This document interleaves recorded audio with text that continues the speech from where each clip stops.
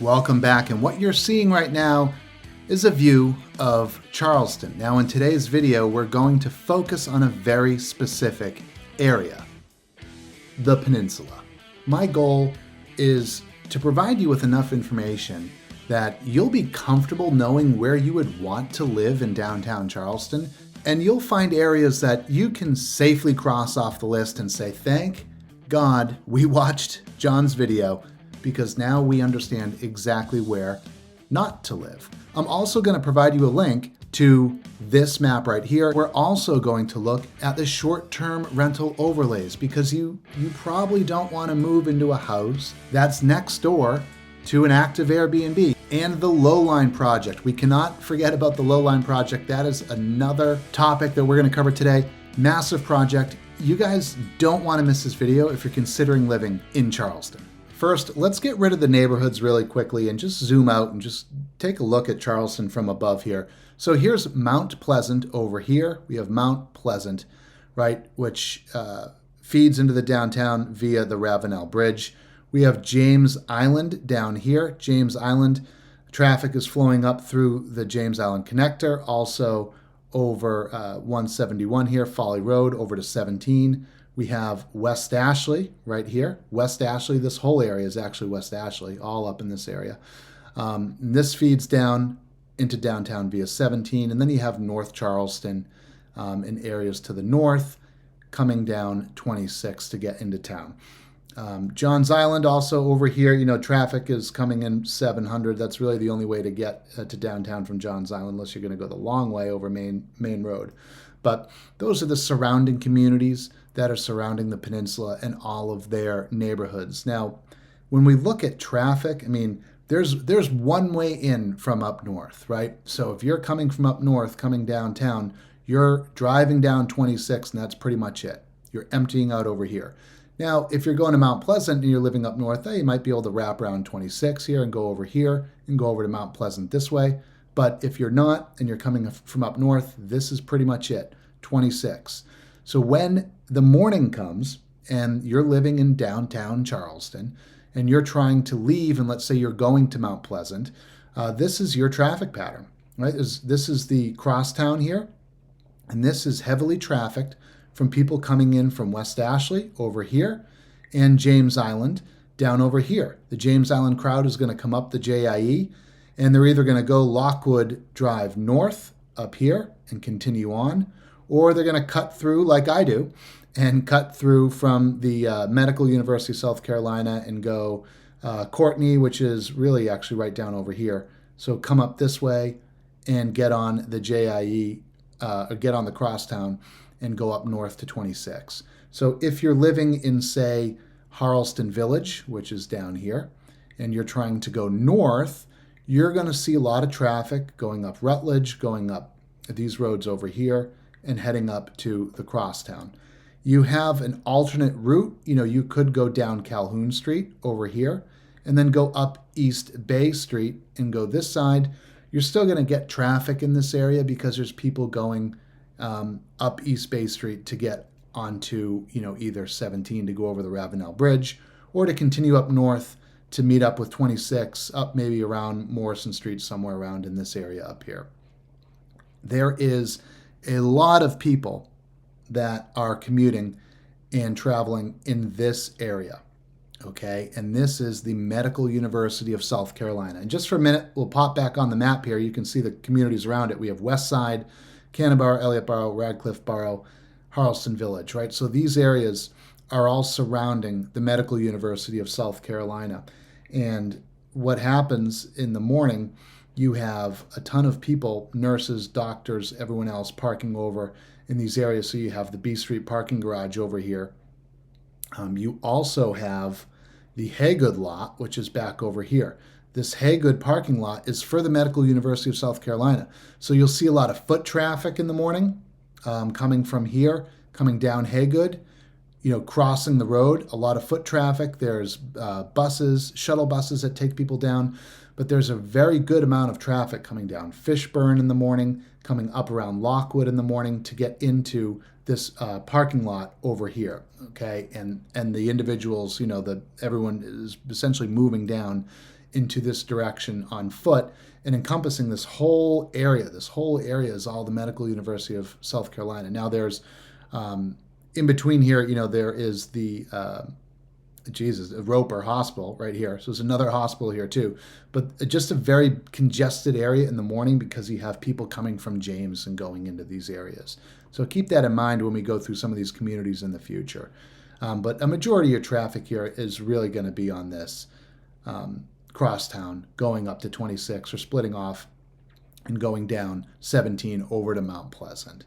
So this is an overview of the area and their neighborhoods here. Before we get into this, I want to show you guys the plan for the Lowline project. And if you don't know what the Lowline project is, it is going to transform the way individuals can move around downtown Charleston. Here is a bird's eye view of the peninsula here with the Lowline project in green with Mount Pleasant, West Ashley, and North Charleston.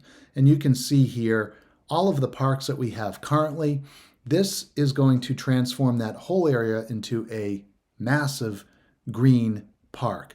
Bike paths, riding, walking, shopping, all sorts of good stuff. So here's the example of where Meeting Street is, and on the east side, and King Street to the west. That's kind of the boundaries for what the Lowline is. And this is actually what it looks like right now, right? It is just space underneath the highway. There's really nothing here. There's some homes, and there's where like old railroad lines were. So there's nothing here, but people do travel this to get to and from different areas in town. So the southernmost portion runs from Line Street down to Marion Square, and the center section is called the Two Parks. So we have Poinsett Park here, and then where the old rail lines were, and then moving up north is where we have a new park, which is going to be called Newmarket Park, named after the Newmarket Creek. The columns is the third area here, and this is named after existing columns from the highway holding up I-26. And the northernmost part is the transit hub and gateway, all right, where King Street, Meeting Street, and I-26 all come together. It's a location where a major transit hub is going to take place. So the pedal path is, the Lowline is going to become an integral part of this people pedal plan and the pedal path. And you can get an idea for what is happening here. So we have a bikeway, we have a pedestrian path, and we have park space on either side here. And then also a mid-block crossing diagram showcases that, hey, we're looking to stop traffic in certain spots and let people walk, let people ride their bikes. So this is the urban core. And the urban core is close to Marion Square. This will be transformed into shopping and dining space with the Lowline and its green space running in the middle. And we have the column section. In this area, there could be playgrounds, outdoor dining, places for markets.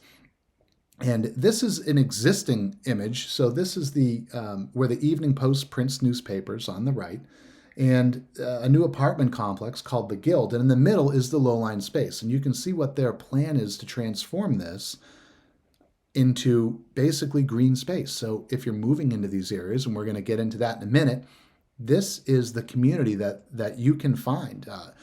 Refreshment shops, things like that for people to stop off and get a drink. If we move up a little bit to the north, we have, the urban core area, and up north, we have another just park space here, bike paths, dedicated pedestrian paths. This is maybe, an outdoor concert venue or something like that. But again, more green space will also help with areas in flooding. Here's an example of, elevated of I-26 where some old rail lines used to be, and you can see what's happening, right? We have two bike lanes over here. We have places to sit. Maybe the highway is transformed a little bit with paint and art. And this is the columns area and what the thought of the columns area could become. An outdoor market space, local businesses, farmers markets for all of the communities in downtown.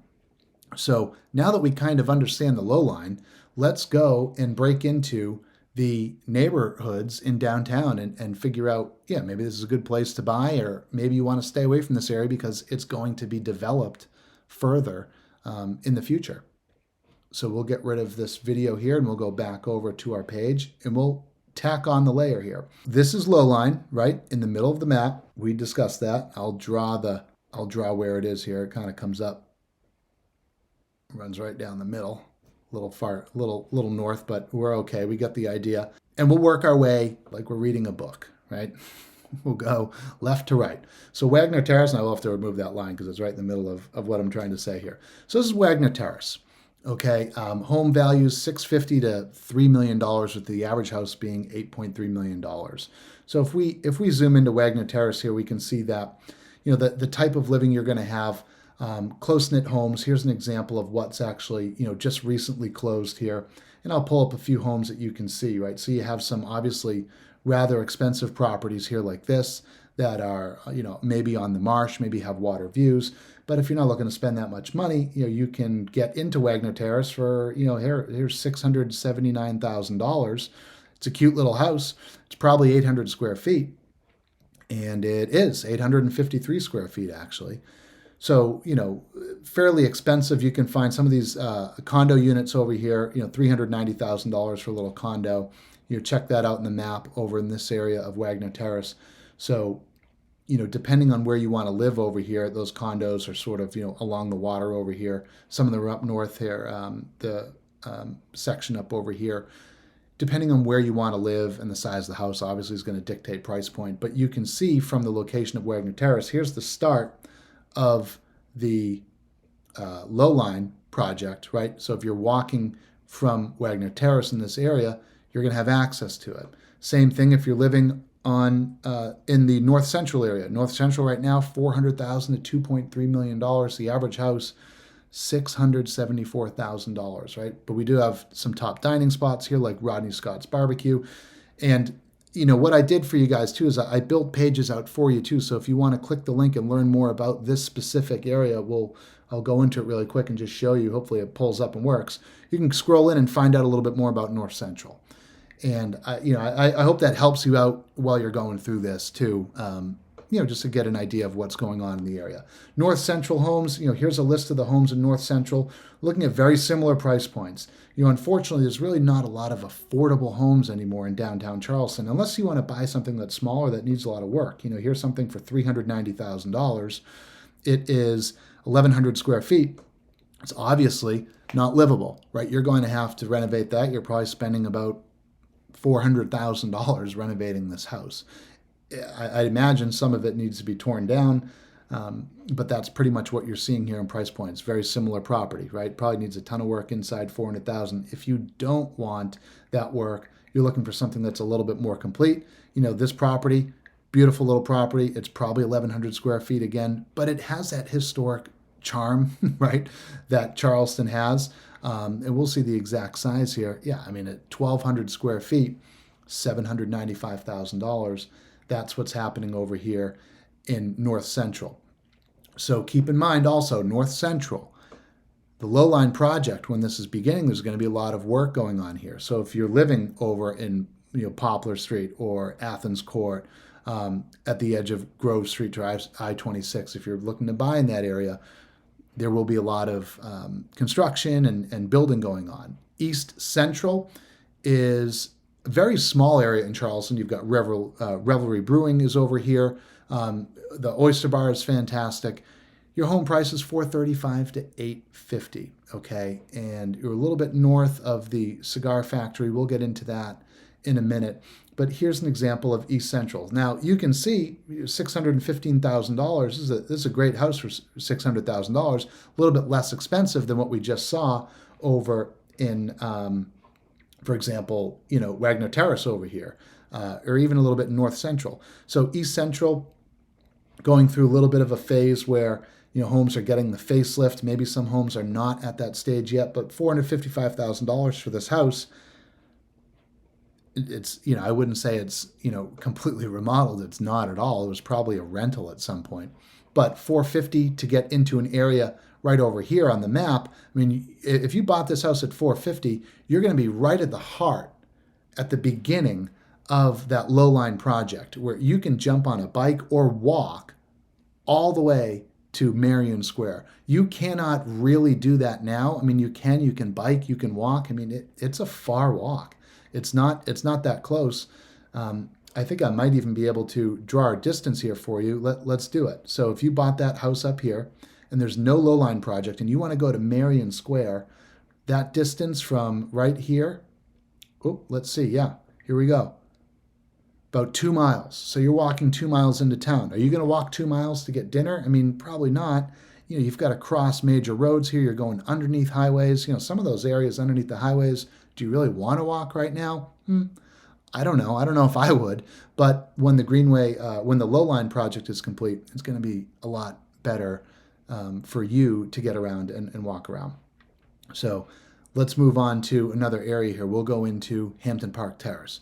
So now we're getting a little bit closer to being, you know, around the James Island connector, or the crosstown, I'm sorry. We're getting closer to the crosstown. We're getting closer to MUSC area. You might see a little bit more rentals here. You know, the individuals who live here, you know, a lot of young professionals, that type of thing, are buying in this area right now. Same with Wagner Terrace. So Hampton Park Terrace here, you know, 825 to 1.8 million. And we'll get rid of these tabs that we've already looked at. You know, this the types of homes that you're buying here. Here's a beautiful house, you know, $1.3 million. Beautiful exterior. So built in the early 1900s. Some of them built in the 1800s.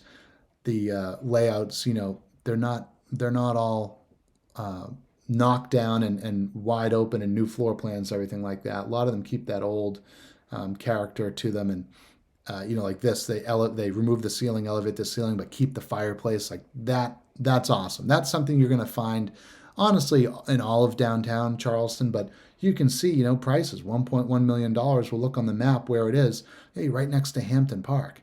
You know, Hampton Park is a great spot to go hang out. And a lot of people go to Hampton Park, and I'll show it to you on Google Maps right now. We got some pictures here for you. Yeah, we've even got some videos. You know, great spot to walk around. There's people playing basketball over here. People, you know, running around. They've got their dogs out here. It's just a fantastic park. So when you're living in this area, that's going to be your life, right? You're getting closer to be able to maybe bike or walk into town. You know, some of the bars and restaurants up north of the crosstown here, and you can easily cross the crosstown. There are walking, you know, sidewalks to get around it. It's just a heavily trafficked area. So a lot of people who do live up in these areas tend to kind of stay up in these areas and hang out at the, you know, the bakery, or they go to Palmetto Brewing, or they go to Rodney Scott's Barbecue, and not necessarily going downtown. So I think it's kind of, you know, important to note that downtown is sort of divided by this major crossway here, this major roadway, where if you're living north of it, be prepared to probably spend a little bit more time on the north side of the peninsula. And if you're living south of it, you're going to spend more time in the heart of the peninsula. Before we jump on to a few other areas, Wagner Terrace, Hampton Park, and West Side, I'm coming in after, because I watched a video, realized I wanted to say this to you guys. This is the Citadel. So this is an area where it's a military college. And there's a lot of individuals that are going to school here for military purposes. Obviously, they're going to school to become an officer and that type of thing. So this is all the Citadel area. Just south of that, so if you're living in, say, West Side, perhaps even Hampton Park, Terrace, you have where the Charleston River Dogs play. We have a single A ball club over here, and it's right along the marsh. It is an unbelievable stadium. You can see all the parking. This is actually the Haygood parking for the MUSC. Beautiful ballpark, beautiful views. You know, tons of stuff for kids. It's just it's a really great spot. You know, it's kind of the inside of the park here. So that is located down over in this section of Charleston. Felt it was important to mention that to you after I was rewatching the video. So that's Hampton Park Terrace. We'll go down south. Now we're getting into West Side. Now, West Side, $647 to $2.6 million. The average house is $1.3 million. So if we look at West Side, 41 properties have closed recently here. You can see the price points here. They're getting a little bit more expensive, right? There is still some affordable homes, I guess, in downtown terms. 2,900 square feet for $1.2 million. It's a nice house. Good size, 209 Fishburne Street, 913. Another nice looking house in a great area. I'll show you where that is on the map. So you're getting closer to town, closer to walking to MUSC. Doctors, nurses, attorneys, people that work downtown are typically buying in here, and they're commuting to work maybe via a bike, or they're walking. I've been in this house here. This was a fully renovated property, did a beautiful job with it, just opened it up, brought the ceilings up. This is what we're seeing a lot of the home flippers do in downtown Charleston. They're doing things like this, but people really do love it. I mean, and I love it too, to be honest. I mean, you're keeping the character that is, Charleston, the old house here built in 1935, but they just turn it into a beautiful, beautiful property. The house next door, actually, we were going in, we were actually going to try and purchase it, damaged by a terrible fire. We did not go along with the purchase, but it was renovated and it was sold. It was on Miranda Street as well. So this is kind of what you're seeing here in the area of West Side, right? You've got smaller homes. Look at this, $610,000 for this property on Line Street. Right, small little house, 100% able to move right in. If you're, someone who wants to buy and you want to live downtown, you've got a budget of $600,000 and it's just you, then you can pop right into this thing and be right in the heart of pretty much everything. If you need a bigger space, be prepared to shell out, potentially $1.5 million for 2,500 square feet. That's West Side and that section. Moving south a little bit more, now we're in Cannonborough-Elliotborough. So now we're finally south of the crosstown here. You have tons of people living down here that are maybe going to school, working in the area. Some have even retired. I've seen a lot of people buy in Cannonborough-Elliotborough for their children, actually, because the children are going to school down here, whether it's at College of Charleston, which is located, right here. You've got the Charleston Museum, but you've got College of Charleston in this area, right here, or MUSC. They're going to school here. A lot of people, when they're going to those areas for school, they're living here in West Side. They're living in Cannonborough-Elliotborough. They're living in Radcliffe Borough. These are the areas where a lot of those students. I don't want to make it look like you should move here. I'll turn those X's into stars. But there's a lot of students and younger people that are living here because they're going to use those facilities to get an education or to work. So Cannonborough-Elliotborough, $725,000 to $3.8 million. The median listing price right now is 1.7. So again, 1.7 to be down here up in Wagner Terrace, 839. Okay, over in East Central, 500,000. Right. So this area still developing, not as caught up as these areas down here. We're still going through a phase of development. Homes are being torn down and rebuilt, whereas down here you're now into more stable areas that are not necessarily being ripped down and built back up anymore. Chubby Fish is down here, a fantastic restaurant. If you have never been to Chubby Fish, you have to go. You got to stand outside and wait in the line though, because they do not take reservations. Opens up at like 4:30. But as an example, here are some homes over in this area, what they're going for right now. Cannonborough-Elliotborough, 2,500 square feet, $2.5 million. It's the entire house, but it's broken up into unit A and B. So you could live downstairs and rent out the upstairs. Again, they've just removed that ceiling, just opened up, vaulted the ceiling, left the exposed beams and wood, and just really did a great job with that property. But what is some of the cheaper homes here? Well, $504,000. Okay, what are we looking at? 600 square feet. Right, this is pretty much your house. You're going to walk in, super thin, walk in, bedroom in the back, and you've pretty much seen it all at that point. $700,000 here, going to be very similar, right? 852 square feet for a house that looks like this. But it's a super cute house. I mean, it's absolutely 100% able to be moved into right now. And look where you're at. You're right at MUSC. You can walk, anywhere. If you're, coming to work at MUSC, you're being relocated, you could absolutely live here. You'll find a house in that price point. A lot of buyers I find that are looking downtown, they're pretty much around the $1 million price point. You can find units that are cheaper like those, but a lot of the people are looking at 1,500 square feet, 1,800 square feet, 2,000 square feet, 1, 2, 1, 4, that type of price point. Moving over to East Side, East side is one of those areas where, 290 to 1.1 with an average price of 763. So the cigar factory is in this area, and I'll kind of pull that up in a minute. But East side is definitely going through a revitalization. I was in a property over here on Drake Street the other day, right over here, and they're developing, they're building school systems and all types of things are going up over here. So there's a lot of homes in this area too that are basically like just abandoned, that are in the process of being built or bought and then torn down and rebuilt.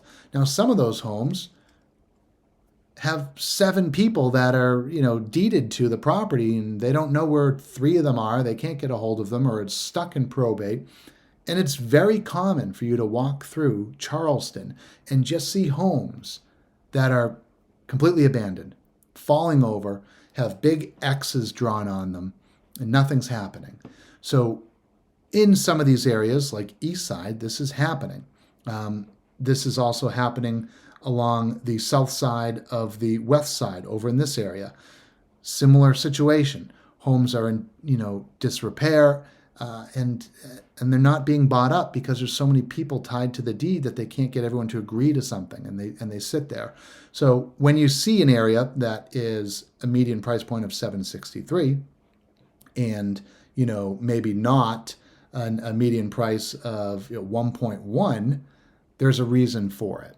Okay, but this is still a great area. East Side is right next to all of the best parts of the Greenway, right? So I keep calling it the Greenway. The West Ashley has a Greenway. The low line, the best parts of the low line. This is where the column section are, and all of this, all under here, is going to be transformed. So if you were to buy into this area now, you're going to probably spend less money.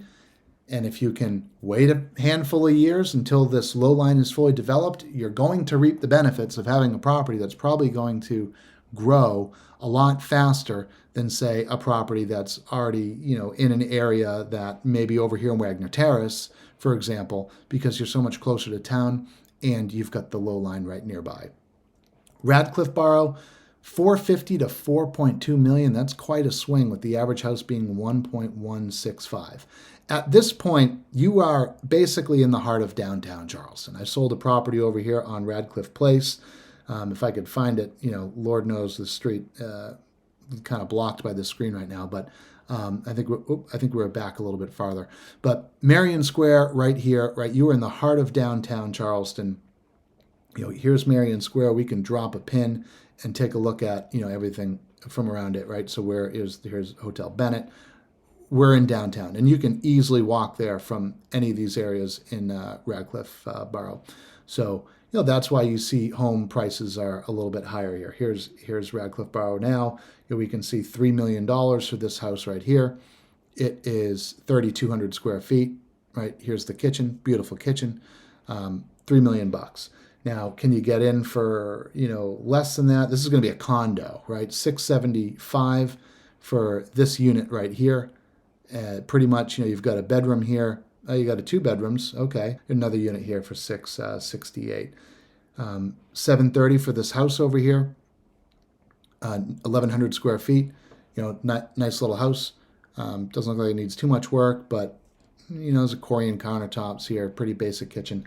You get the feel for the area. Then you've got a lot of these homes that are popping up too. Some of these like newer type properties that are popping up. Jasper. The community over on Jasper is very popular. I just saw one of the homes, wanted to pull it up for you. Yeah, here you go. These condos in here are very popular, beautiful. Some of them have roof access and porches. They have dedicated parking. Now, this location over here for that Jasper unit. Now, the other thing, too, we should probably get into is not all of these homes are going to have off-street parking. Not all homes are going to have their own parking spot. So it is extremely important when you're looking to purchase downtown, if you find a property that you like, you might not have access to this driveway, for example. You might be parking on the street. Something like this condo here might have been less expensive because there's no parking. You're going to have to find parking somewhere. And in this area, right at the College of Charleston, right along MUSC, everyone's looking for parking. So that's important to note when you're looking at some of these spaces here in downtown. We'll move on over to Ragborough and Ansonborough. This is sort of a little bit like quieter. We're kind of getting into a little bit more of a quieter neighborhood on this side. In certain spots, you get farther south along East Bay Street here. So, what are we saying? 1-2, ranging from 1-2 to 1-5. I think that probably should have been 3-2.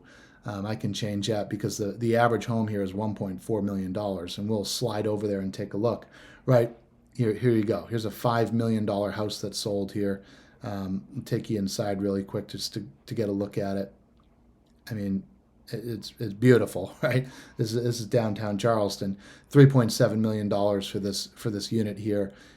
Beautiful porch. You've got the off-street parking, and you can see the location, right? All the restaurants, everything. You're right in society here. So you have, I'll pull back up the map. They're down in this area, down near George Street. So you've got all, like the Marion Square, but you also have a little, man, every time I click that, it moves that map. You've got all of the shopping down south. The outdoor market is down in this area. So tons of food, tons of restaurants in this spot. Not surprising that it's that expensive just because of the location, right? You're going to find these right here are basically the 3 and 4 most expensive areas to live in all of Charleston. Moving on into Harleston Village, up to 3.6 with the average price of $1.5 million. We'll take a look at some homes here again.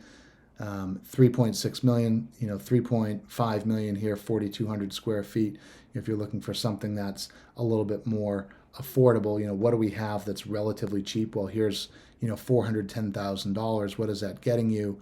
517 square feet in Harleston Village, right? This little house here, 545. This is definitely going to be, here's it looks like some stairs. It's interesting. It might, your unit A. So how that's broken up, 490 square feet for just unit A. This is probably just this one area here in the house where you walk upstairs and, here's pretty much the kitchen for whatever price we're at, $550,000. It is a fantastic area, Harleston Village. You have Colonial Lake down here. So a lot of people walk around Colonial Lake. Let me close out of that for a second. A lot of people walk around Colonial Lake, and I'll pull up the map here too and show you what Colonial Lake looks like. Dog friendly. There's a lot of pickleball courts around the area, and a lot of new apartment buildings going up. You're close to, this is a newer building over here. You're close to the Coast Guard station. Coast Guard is down around the corner over here. And you have the marina down here too. So if you have a boat and you live in Harleston Village, you can walk and get to your boat relatively quickly. You might be a little bit farther south from, say, the main area in downtown over in this side, the north side of downtown. But the shopping section of downtown, you're close. So this is where all of the shopping is on King Street. A lot of the big stores are down here. You have the a lot of high-end retail shops are down here, whereas if you move up north in this area, you're seeing a lot more bars and things like that. It's a little bit more college friendly up in this area. But you don't have to be college age to go out and enjoy these areas, but that's just kind of how it's laid out. So the farther south you get, the more expensive the homes are, the less likely you're going to run into basically younger professionals, college students running around, okay? Moving over to the French Quarter, absolutely gorgeous. 4.7 million. Your average sales price is $2 million in this section. And you're along the water over here. You're getting close to the Battery. But, the waterfront parks are over here. That's where the famous, pineapple water fountain is in this area. $1.5 million for this property here, 1,500 square feet. It's a very, very nice property, but $1.5 million to get into this area. 8 Queen, 2.8 million, 18 Broad, $4.2 million for this 3,000 square foot condo up right in the center of the French Quarter. So, an expensive spot. I don't expect potentially a lot of people, to know this little area, but it's very small. Magnolias is down here. Fleet Landing, great seafood over here. And here's Waterfront Park and the pier, right? So you've got the pier over here, and you also have that famous, you got views of the aircraft carrier. You've got that famous pineapple fountain that's down in that area. So we do see a little bit more tourists head down in that area. Here's the customs house. And this is where you're going to be super close to the indoor-outdoor market in downtown Charleston. So that's what's going on in this area. But a lot of great restaurants down here. Finally, moving on to south of Broad. So south of Broad is pretty much the most expensive place in the peninsula. $20 million, $3.3 million is the average sales price in this area. You can see what's selling here. This house sold for just under $10 million, right? Beautiful property, plenty of outdoor space, roof decks, views of the churches and the town, right? This is south of Broad. South of Broad is also going to have access, or not access, but you're going to be close to the Battery. So you can do a lot of walking around in the Battery.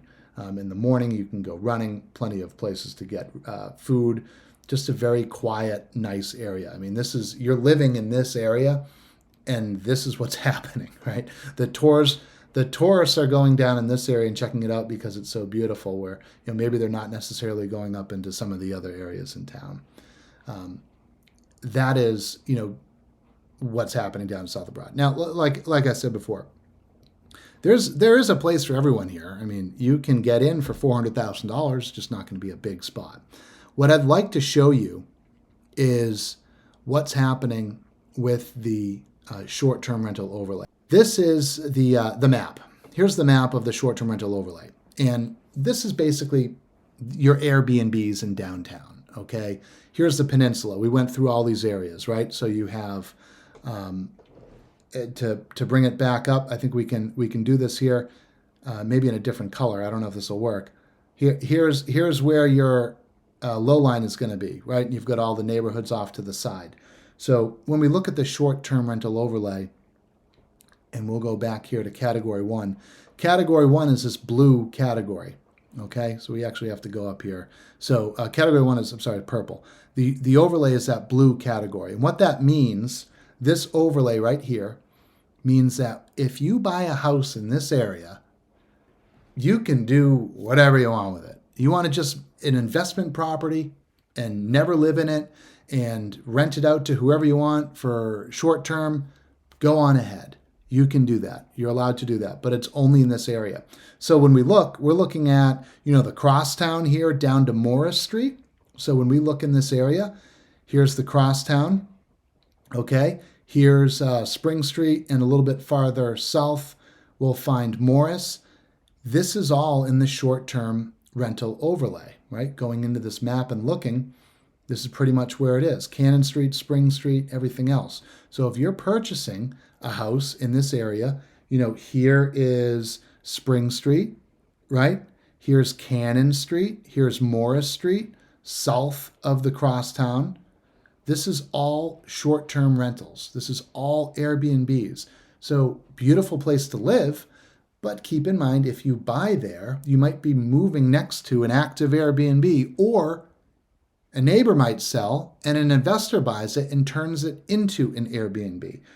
Keep that in mind in that specific area, because that's the only area in downtown where you can just buy it, not live there, not have to really jump through any huge hoops to make that an Airbnb.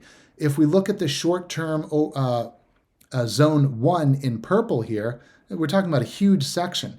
Radcliffe and Ann Street all the way down. So Radcliffe can be a little bit farther south if I can find it here. We've got Morris Street, here it is. Sorry. So south of Calhoun. So if we go back up here and take a look. So Radcliffe going down, here's Calhoun that runs across. So everything from, up in this area basically in south. Here's Radcliffe. I'm a little short of it. There's Radcliffe. And south is short-term overlay 1.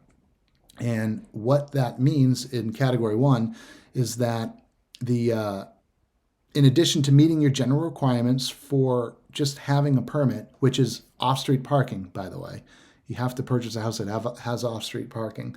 You have to have one off-street parking lot. So the parking space is 9 by 18 and a half, basically. And the short-term rental unit shall be located within an existing structure or building that is individually listed on the National Register of Historic Places, right? So they start to kind of narrow down what can and can't be a rental property. Category 2, you must meet the requirements for the residential short-term rental permit, but you must meet the following requirements. Shall not contain more than one rental unit in the property, one off-street parking, and then the short-term rental unit shall not be located in a building constructed 50 or more years ago. So this is category 2. So if we look at category 2, which is this pink area here, they want you to have newer properties, right? So everything above this line, everything above the crosstown here really needs to be new, right? 50 years or newer, basically. Everything down in this area, historic.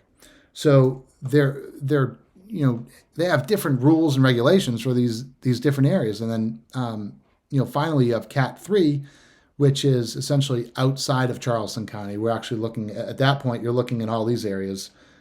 You're looking in Daniel Island, West Ashley, James Island, Johns Island. This is all Charleston County property. So in these areas here, you can Airbnb a property, but you have to be living on site, like in the actual house. You have to provide, I think, at least 3 parking spaces in these homes. So it's a lot more complicated in that area. But that's kind of how the short-term overlay works in downtown. That's pretty much how the Airbnbs operate there. Your investor is going to be able to buy here. All these other areas, it's harder to do because they really want you to be living on site in the house, whereas in this area you don't have to do that. I think for anyone moving into town here, just to give you sort of a brief overview of how the town is laid out and in the areas. It's important because depending on the type of person you are, if you want something that's just really, comfortable and convenient and can afford it, Harleston Village, French Quarter, south of Broad, right? If you're someone who wants to maybe be in a little bit more in the middle of fun and entertainment, and you want to run out and go see some music or go grab some food at a lively bar or restaurant, Radcliffe Borough. You're going to be up in Cannonborough, potentially even in this area on East Side. That's kind of the location where you're going to be at. And if you're someone who maybe has a budget restriction, but you still want to be in the downtown area and reap the benefits of living on the peninsula, East Central, North Central, Wagner Terrace. Well, we went through a lot tonight. We definitely covered a lot. Hopefully I didn't ramble for too long. If you guys have questions, pick up the phone, call, text, or send me an email. Gladly answer them. And let me know if you have any other comments or want me to go in different areas and provide overviews of different areas in the Charleston area, Mount Pleasant or Somerville. Comment down below and I'll get that done for you. Thanks, guys. Take care. Have a great rest of the day.